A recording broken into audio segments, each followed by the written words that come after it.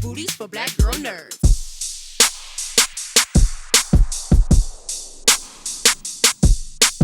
Hi, DeWanda. How are you? Oh, good. How you doing?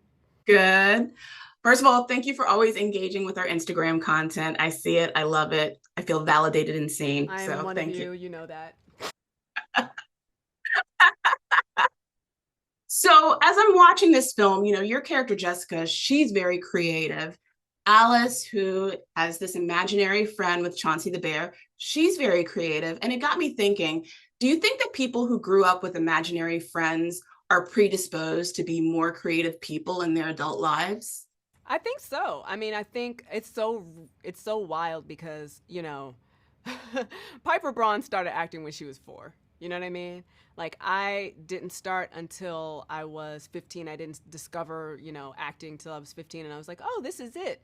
And when I kind of like I started in drama class and I chanced upon it, I was like, "Wow, all that stuff I was doing, like all the play, all the like storytelling, all the making up stuff, all the games that I made up. Like I look at my niece now and her capacity to just like make up a game. Like we were playing like lava jump and that is not a game. That is a game that my niece made up.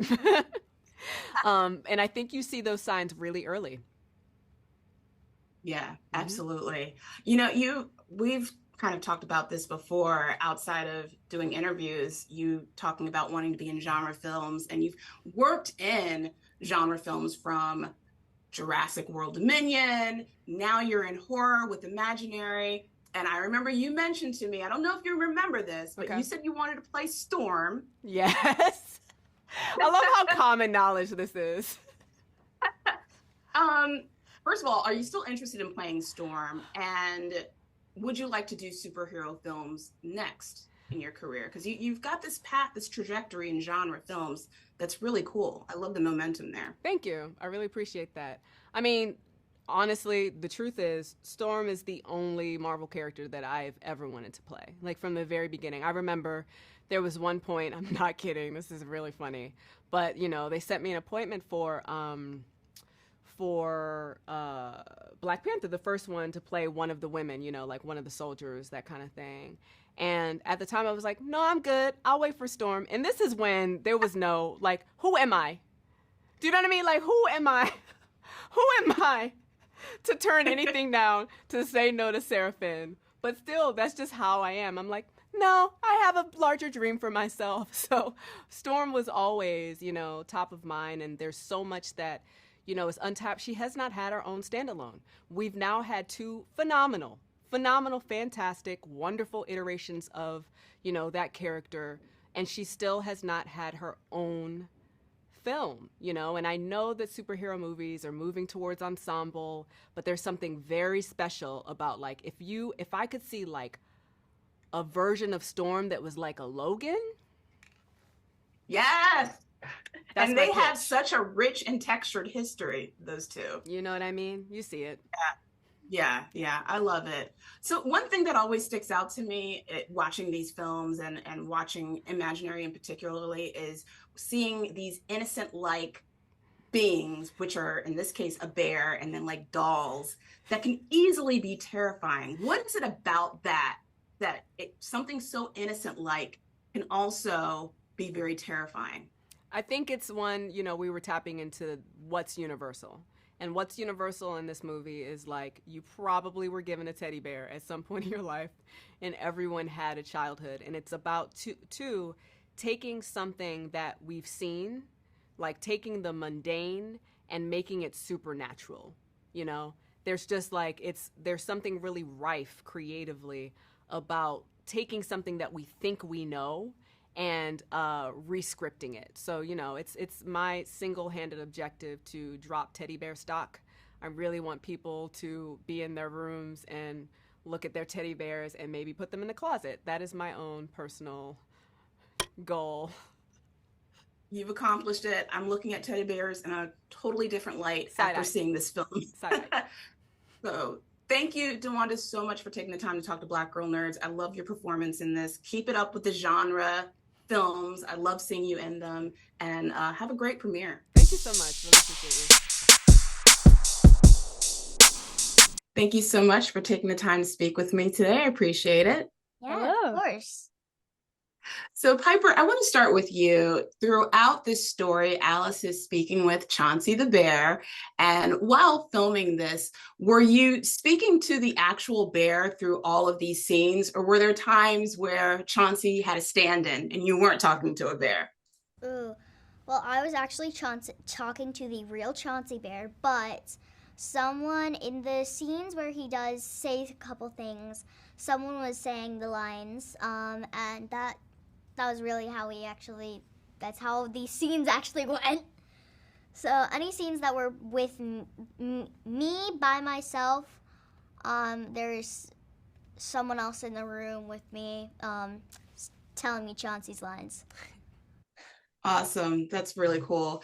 Taken for you, Taylor shows a lot of, or a bit of rather, antagonism towards Jessica in this story. Where do you think the core of her anger stems from? Is it the abandonment issues that she's dealing with her mother, or is there something else that's going on?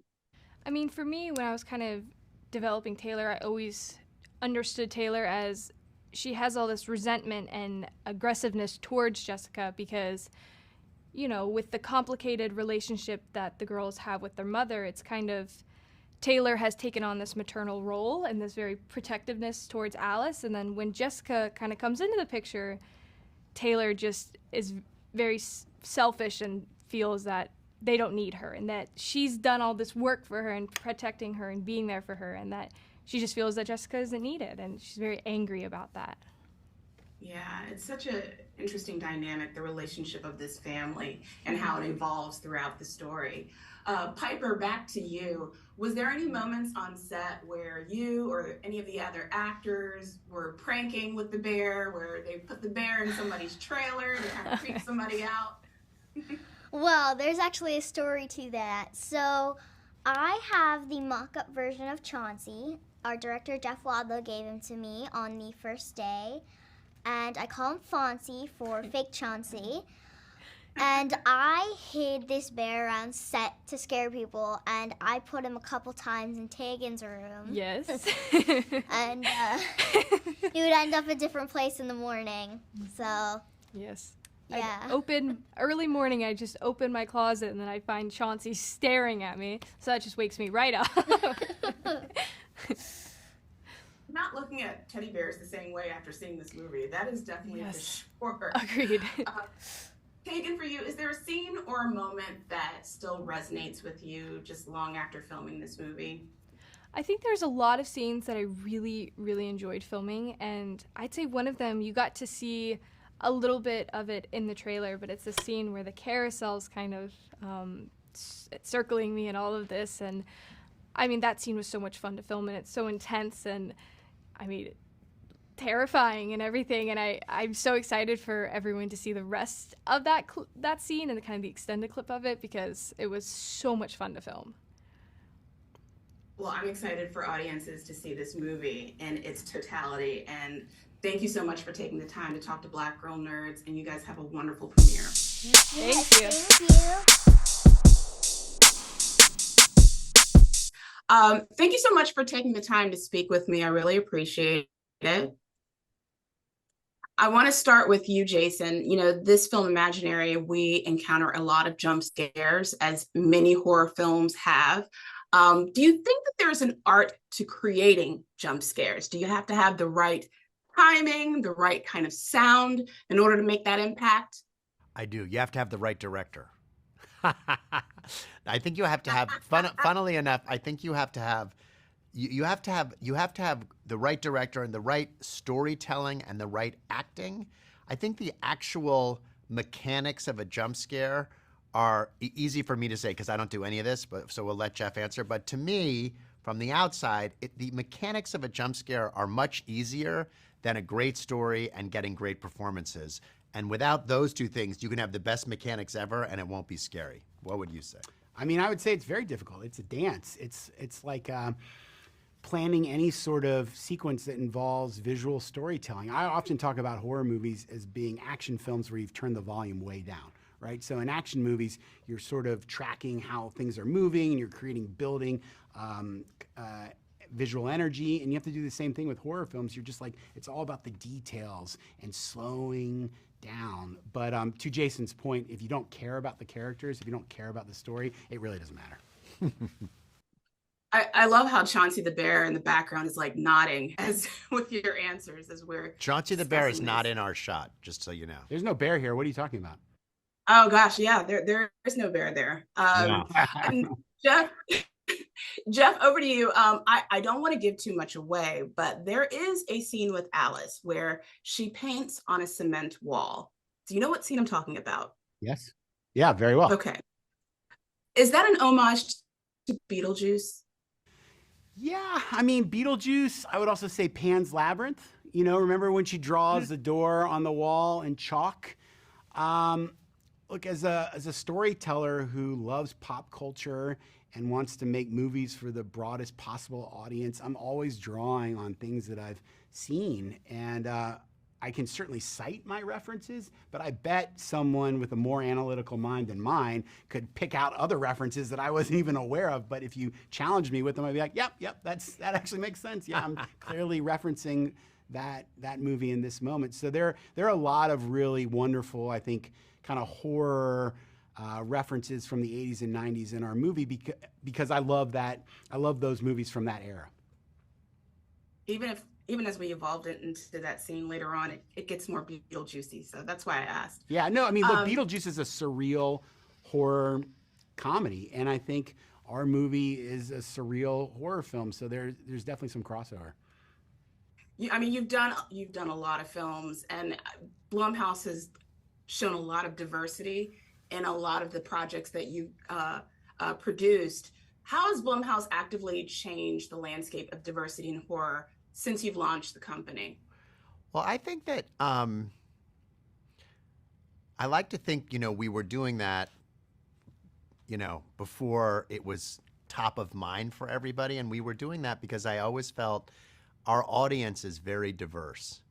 And I always feel like our audience will connect to stories. You want to represent the people in the stories you're presenting the same way the audience is represented.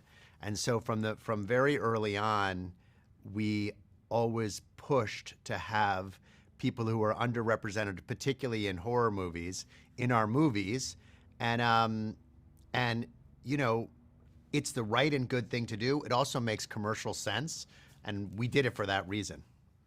But, one thing about our movie is, honestly, it was just about the best actor. I mean, I agree with everything you're saying about representation. Yeah, but for me as a filmmaker, the part wasn't written as black or white. No, listen, I cast the actor, not the character. So when I meet an interesting actor who has a take on the character that's on the page, and I view the character on the page as like a one-dimensional representation of a person. It's like not a real person. When I meet an interesting actor that I want to work with, that has a take on that character, I want to cast them. And that was DeWanda Wise. And she brought all of her history and experience to the movie. And Jessica is a strong black female character, but that's due entirely to DeWanda. That was not in the script or ever a part of the story. Well, I appreciate that, and thank you for this film, and thank you for taking the time to talk to Black Girl Nerds, and you guys have a wonderful premiere. Thank you. So much. Thank you very much.